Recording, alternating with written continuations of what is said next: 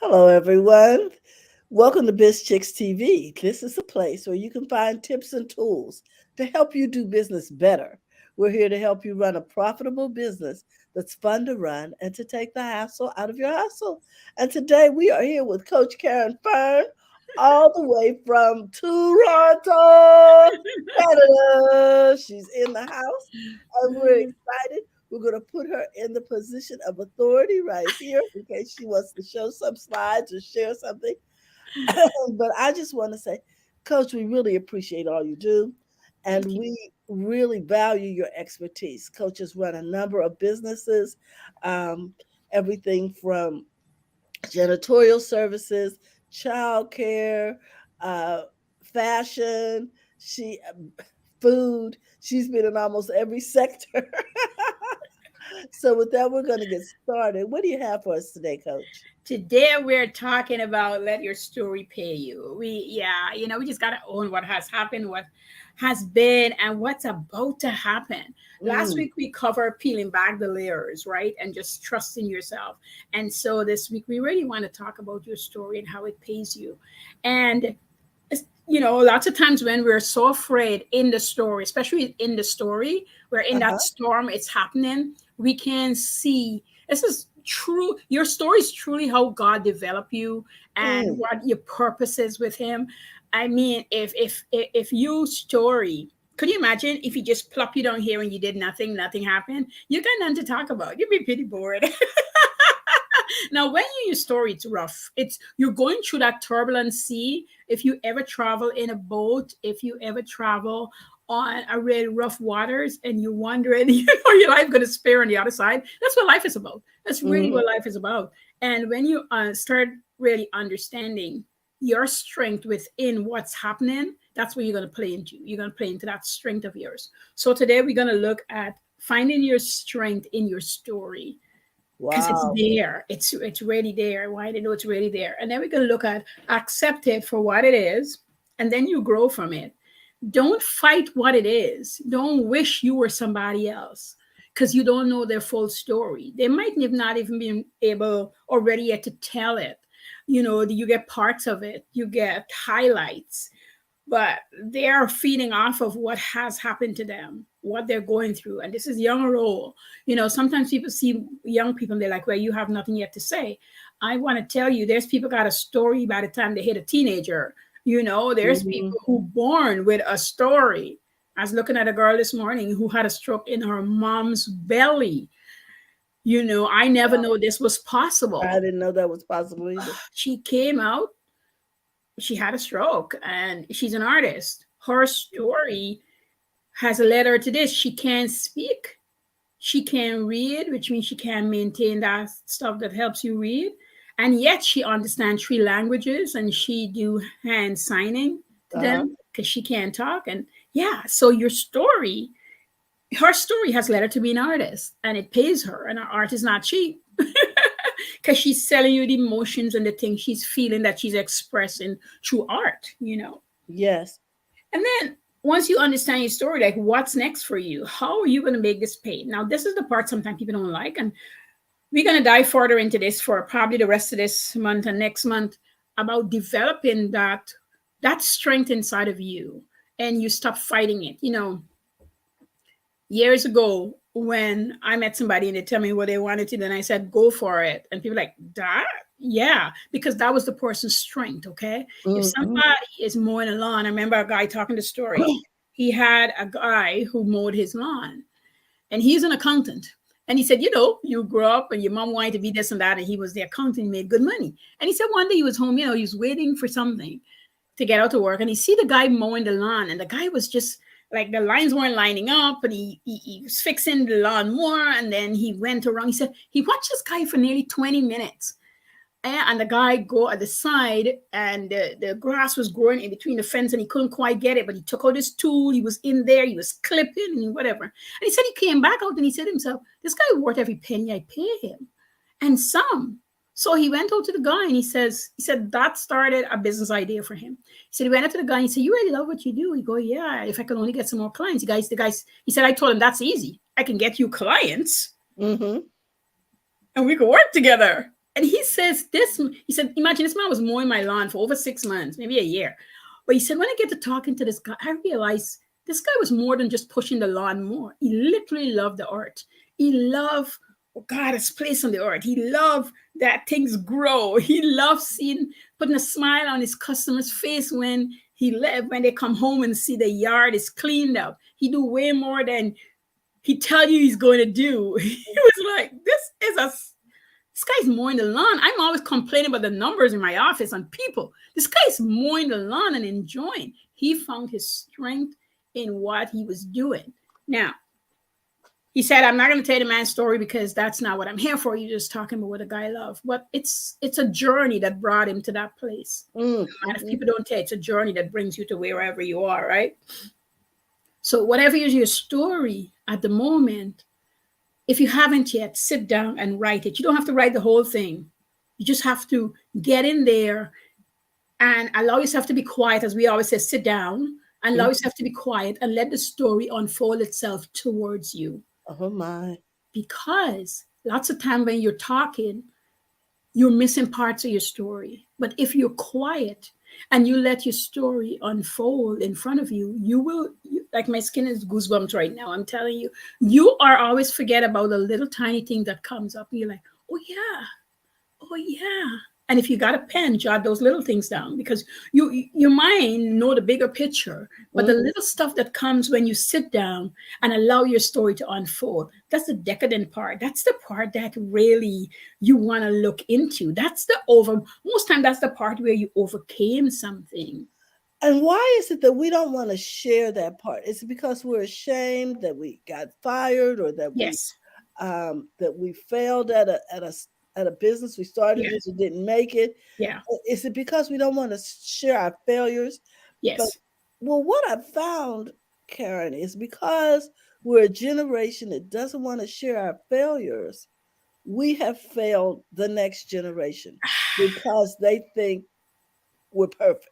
Yes. Because they only hear about our victories. I agree. I so agree. When my eldest son had said to me something at time, I said to him, I said, Pierce, Paul, I don't think I could do that.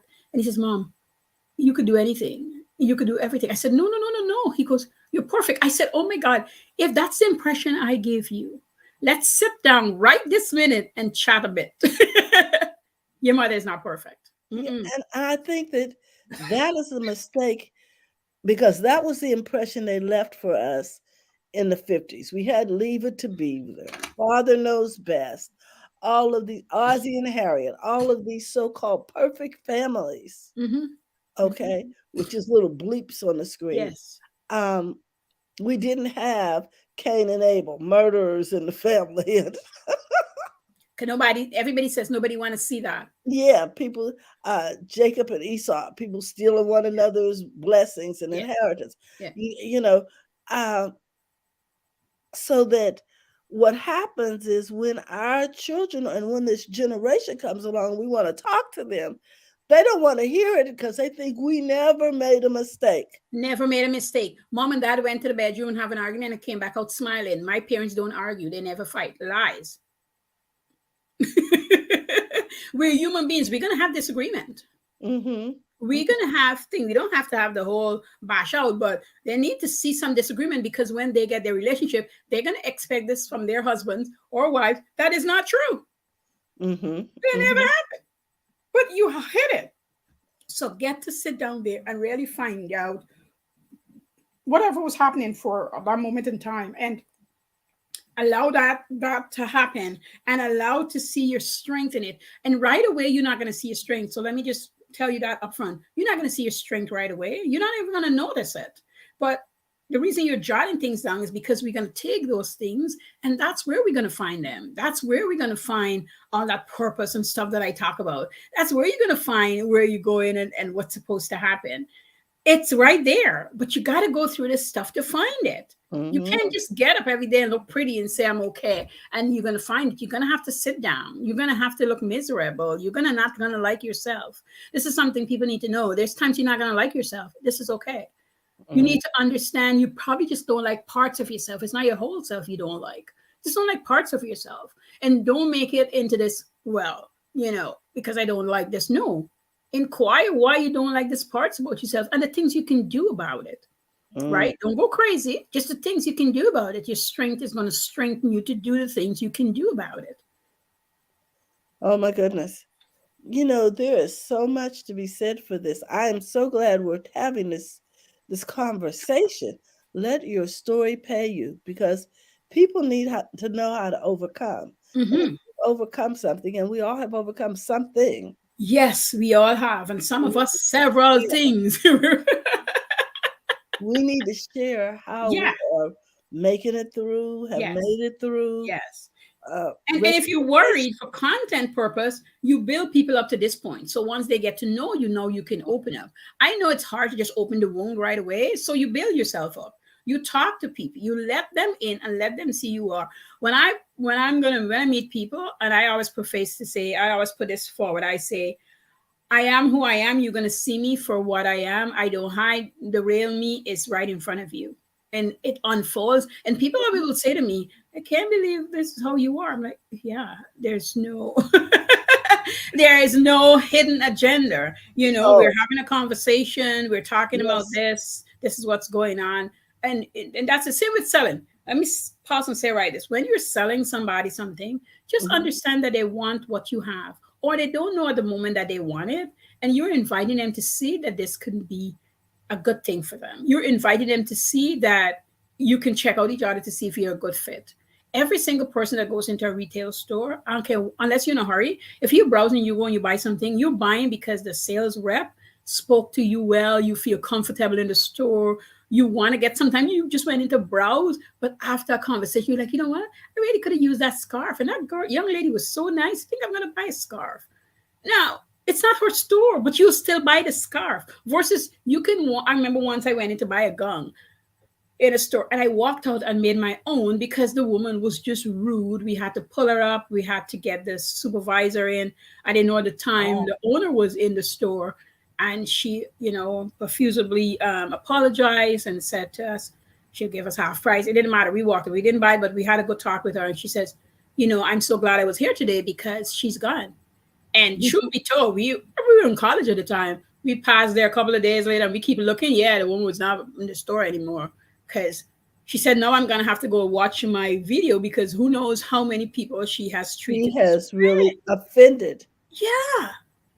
And she said, you guys took the time to talk to me about it. Most people would just say, okay, and leave my store. I won't be going back there anymore. That's the Right. And she had some really pretty things, but she was very forceful, trying for us to buy the gunk she wanted us to buy, lying that it fit us well, and then saying that we don't know. I think that was the thing that made me walk away. Me and my friend, we don't know good stuff when we see it, or some nonsense like that. And we were like, all righty then. lady, we're bye. You just lost whatever commission you could have gotten from Yes, this dress it's because very offensive. yeah, the dress was in the 100 line. Now we're going from sales to bullying. Right. And I guess we look young, so she probably thought she could tell us off and we wouldn't think Talk to anything you about any it. kind of way. Yeah. We Hmm. were older. We just look good. So you when you're selling, just understand you're inviting people in. I hear people on these streets saying, don't DM nobody want to hear from you. That's a lie. People want to hear from you. It's just how you approach it. There are Mm-mm. people who I'm not ready yet to buy from, but they'll send me something and I'll reach out and say, do I know you? Or I'll say, what are you selling? Or sometimes I'll just, if it's going the wrong way, I'm going to pull them up too, especially when guys get in my DM and Yeah. talking nonsense. They get blocked right away because that's not what we're doing. Yeah, they really need to fix that over on Oh, Instagram. ooh, Mm-mm. ooh, ooh. Or telling the one person we were in this chat and this guy keep telling everybody how they're beautiful and he really like them. Yeah, exactly. Please stop it. But we're talking business here, and so you really want to go find that place. And also you want to really take the time that need to be taken. This is not a rush process. When you don't rush it, you get so much more out of it. You can get like a year worth of things to tap into and talk about Mhm. All and, right. and and share with people. Okay, you don't have to give them all at once. You give them in little small bites because they want to really get to know you, but in small bites. Okay, Ah, that's okay. important. Small bite. And number two, accept it for what it is and grow from it. Accept the story. If you're upset with somebody within the story that is either pass on or you no longer friends with or no anymore, the easiest thing is to write them a letter, burn it up, and get past it. Now, I understand it's not this. You don't just click your hands and get past things, but I want you to just see it for what it is. If you spend your whole time blaming them, getting upset with them, on and on, you can't really go anywhere. Because I tell you what I do. Somebody had asked me years ago, and they'd asked me several times, "Do you hate me? How come you don't hate me?" But that's because they know what they had done to me before I knew what they had done to me. And then I heard what they done to me. And I said to them, I'm actually going to pray for you because I don't hate. That's not how I roll. I don't hate people. But I am sad that you think it was okay, first of all, to do, and then keep asking me the question, realizing I don't know what you had done. Now that I recognize what you done, I don't think there's any much more for us to say to each other, but you're going to have to go fix that. If I hate the person, I'm carrying it with me day in, day out. And when I say carry, I want you to hear this clearly, whoever's listening on this replay. You carry things without sometimes recognizing you carry it because of how you're feeling. So you might having a bad day and all these bad thoughts are coming up because you've been carrying a lot of weight with you. You've been taking on other people's burden. If somebody has done you something again, you'll be carrying other people's burden. This is a real concern for a lot of people. We are so empathetic that we end up carrying other people's burdens.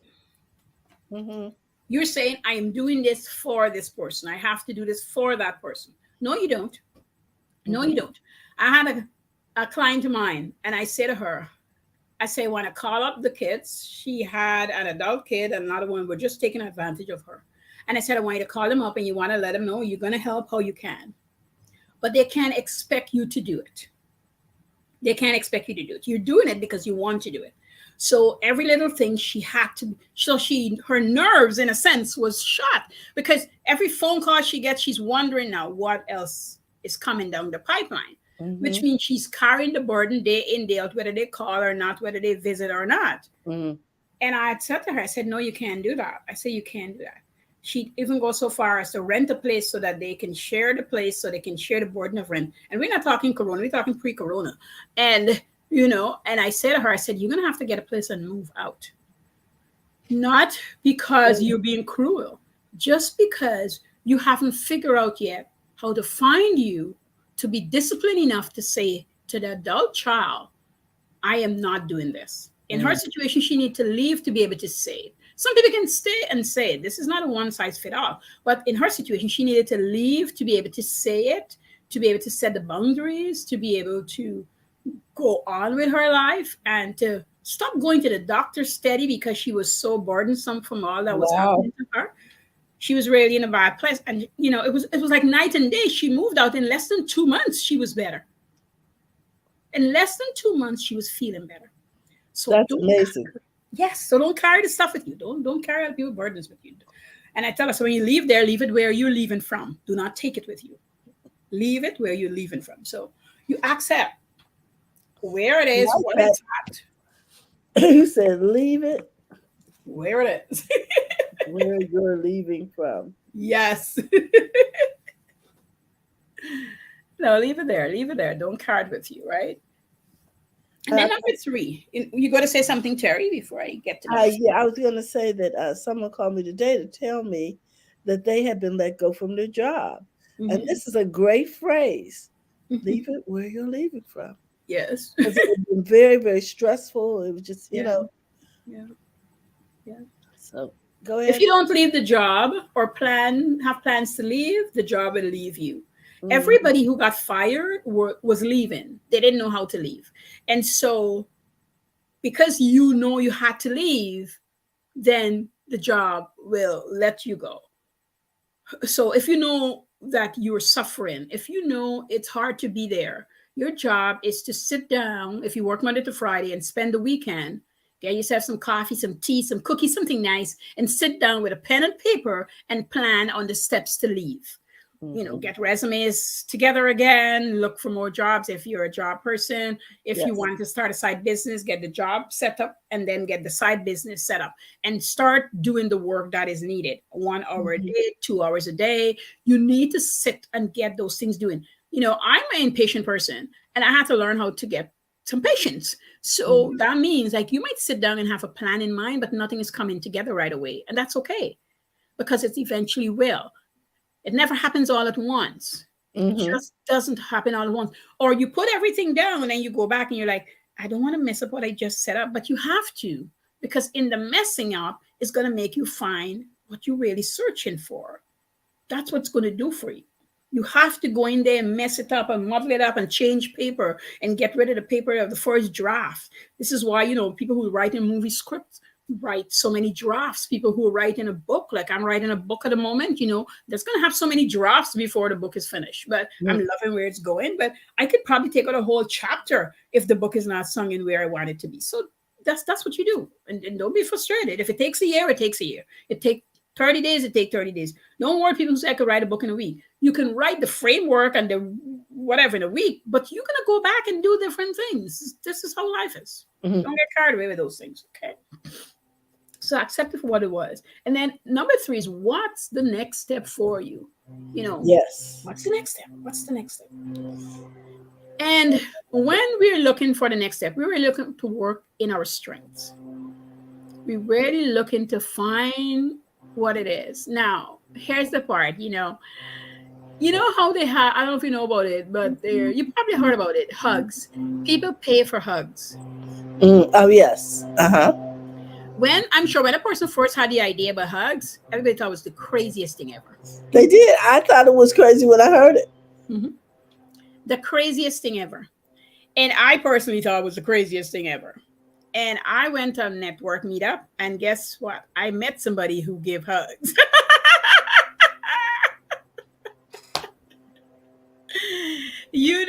I met somebody and she says she got out of it what she put in because she herself needs lots of hugs.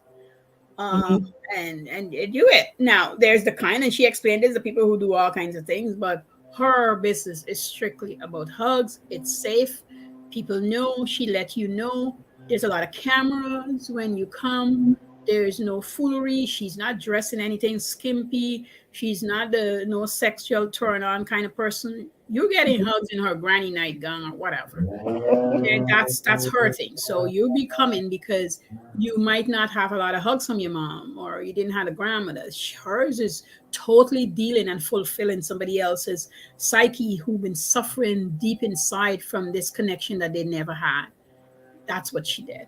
She used to do fitness, and even though she loved fitness, it wasn't a joy anymore. She realized what she was missing, and this business gave her what she was missing.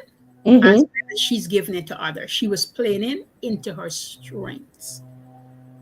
She played into her strength. Your strength might sound weird. That's not my strength.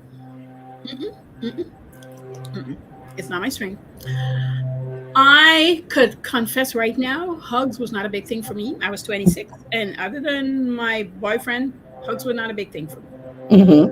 I came to Canada, and the first thing, even home when he comes, my dad gave me like the biggest hug. I was just engulfed in his arms because he's a 6'5", whatever guy. Like he was big, like tall and strapped today, and it felt so good. When you are short, yeah. It felt so good. And, over the course, I would notice if something happened or I was just happy about something, or he would just hug me really tight. Or if I was feeling down, same goes, like he'd give me these nice big hugs. And I didn't know, Terry, that I was missing hugs. I was missing hugs. Yeah. I didn't know. From nothing to do, nothing sexual, just a genuine hug. Well, you must have been freaked out when you saw Fran and I, because we are huggers. Yeah. No. I was good by then. I was good by then. I am a hugger now. I'm a hugger. Yes, I'm a hugger now. And so, he was always such a hugger, and And it's so funny that I met some friends years later, and I remember hugging them, and they had the same reaction like I did when I first got hugged. And I realized, I said, "Oh boy, oh boy." And I said to her, I said, "You're not a hugger." She goes, now we're all huggers, but we're saying we never knew we were missing that feeling of just somebody who just want to hug you. That human connection. And Mm-hmm. it's one of the things that people have finally acknowledged during all these years of separation is that you need the human touch. It's Yes. healing, it's a Yes. connection. Yes. There's just something that, well, it sets off the sets of endorphins and Mm-hmm. serotonin that make us feel happy, Yes. Yes. valued, and loved. Yes, yes, yes. Or my dad used to do this thing. He'll hug me and he says, "I want you to know I hear you. Like I hear you." Like when he first started saying, I was like, "Well, of course I'm talking, you're hearing me." But what he was saying is like, "I value what you say. I'm taking it into consideration. I'm not throwing it away, even if you see I'm not reacting at the moment because I'm thinking it through." Hmm. And then a day he explained all what I just said to me. He said, "I couldn't give you an answer right away because I had none. So I went away with it. And I want you to know I hear you, and we'll figure this out. We'll fix Yeah, it." because a lot of times you can't tell if people are as emotional about it as you are, Yes. but they Yes. are processing Yes. differently. Yes. So they and it's a way to say, I feel your pain, Yes. I feel your excitement, whatever Mm-hmm. that emotion is, Mm-hmm. and I'm Mm-hmm. on board. Yes. But even though you Yes. can't see it on my face, Yes. I'm on Yes. board. I just want you to know Yes. I get it. Yes. Yes. Yes. Yes. Mhm. I Wow. hear you. Yeah, So what's next for you? Like once you understand your strength, like how are you going to use it? Like what are you going to do with it? And this because sometimes people say, "I don't have a passion. I don't know what I want to do." And these are things you can do to figure out what you want to do. Because when you start figuring out what your strengths are, you can find your purpose, you can find your passion, you can work off of these things. Everybody always wonders how I'm going to do it. It takes time, but it's doable. Just know you can find it. It might feel weird when you do find it. You might not realize that was a strength of yours. um Mhm. you just don't know. I didn't understand that I was a really good helper until somebody it really is people just say to me, that was really helpful, Karen, or I can't believe you helped me do this, or and then over time when you get so many of it, you're like, oh, this is where my Maybe that's part this of is my DNA yeah, because it this is where comes my so strength lies. naturally. Yeah. Yeah, it just comes naturally. Exactly. It's where my strength lies. This is what happened. And let me tell you, when you first start realizing, sometimes you don't get paid for it right away. So I want you to know that too. Some you don't get paid for it right away. You just get a lot of praises for it. And because sometimes people's not in a position even to help you, to pay you for it. But don't be afraid. Don't be afraid. Be an apprentice in what it is you found your strength in. Be an apprentice in what you found your strength in. Don't be afraid to be an apprentice because it's going to pay you off eventually. It's going to pay you off eventually. I have helped so many people when I was a teenager figure out what they want to do and go get paid for it. Mm-hmm. What do you want to do and go get paid for it? You want to do this? This is what you like to do? Okay, how can we get you paid for it? I've helped my teenage friends had a job wasn't paying well and go ask some more money. Like literally, I had this friend who was an upholsterer. He used to work at a guy part time. He says, "Kind of really love it." I'm like, "You want to be an upholsterer, like a professional?" He's like, "Yeah, but this old guy wouldn't teach me." I said, "Okay, you go into work money. You tell him." He said, "In 3 weeks' time, I'm leaving here if you don't teach me the real stuff instead of just sweeping up and doing all this stuff. I've been here for a year." I said, and I think his salary was, let's say, it was $100 a week. I said, and you say to him, "Are you going to pay me $200?" I'm not asking $200. The work I've put in, and I said, "I want you to go home and list all the work that you put in when you weren't paid and what have you." You would know my friend Nigel got there, and he came the Monday afternoon. He says, "Karen, the guy's like, I was waiting to see when you were going to ask for more."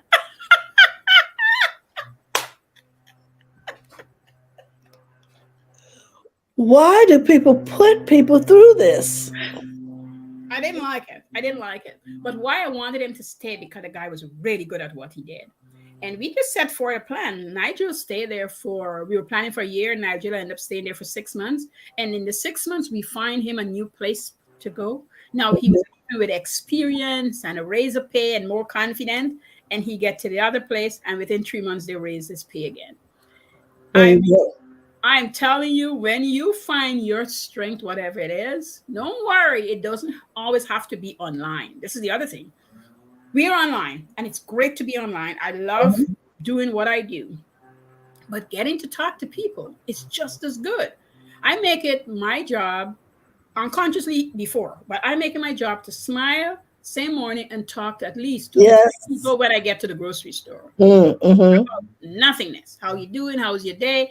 And because I've made that conscious decision, I don't even have to look for people. People find me and talk to me. Yesterday was a grocery. The cashier, a girl and I was talking about chicken, and a guy and I was talking about the lettuce. Like, I find people, or people just find me. Like, literally, can you believe the price of this stuff? Where was this stuff? You get into that conversation because you're open and you're allowing Yes. good to come in. Mhm. Wow. Right point. Okay, well, let's review. I wrote down some notes. Let's see if I got this right, Coach. Yeah. Okay. I want you to check my homework. Let's see here. Um, I have know your strengths, Mhm. accept what you're going through, and then figure out what's next. Yes. Yes. Straight to the point. Yes. Okay. And leave it where you are leaving from. Yes. Don't ruminate Yeah. on, Yeah. past failures or, No. yeah. No, because when you take it to the next job, you're going to suffer the very same way. Yes. When you take it to the next job, you take it to the next relationship, you take the next thing into the next business is also going to suffer the same way like the first business. This is why some people had so many businesses that didn't work. But Mm. that's the same reason why a lot of people had successful businesses that work, because we figure out what work and we take that same pattern over to the next place, And put rinse the and energy in it and get it going. wow. You know. So, Well, guys, I just want to remind you that if you're looking for Coach Caren, you can find her on the internet machine at Profits in Daily with I like Coach that. Caren Fern, and that's Karen with a C. Look, she's got a number of courses coming up soon. You want to make sure that you don't miss out. So check her out on her Instagram and over. Oh, are you TikToking now? I know you said you were going to start. I'm a tiny bit TikToker at the moment. Okay, but you are on Facebook and Instagram, right? Yes, yes, Okay, so those are her primary residences on the internet, Facebook and Instagram. You can yes, find her under Profits in Daily with Coach Caren Fern, and we want you to support her. Remember, it's okay to make money in your business. yes, it is. So go to the front of your own line. Have a great day, guys, and we'll see you tomorrow. We'll be talking about happy, healthy habits with Mhm. Robin Shimizu and And friends. friends. Bye bye, everyone.